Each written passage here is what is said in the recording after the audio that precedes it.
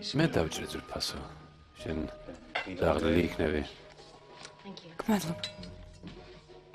არაფერს.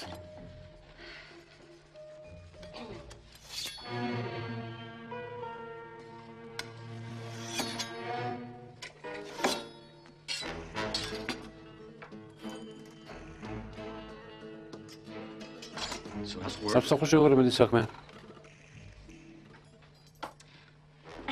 რა ვიცი რაღაც პრობლემები მაქვს საკომისიოსთან დაკავშირებით. მართლა?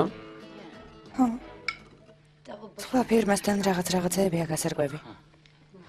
ლობიო გინდა? არა, მადლობ. უნდა გასინჯო.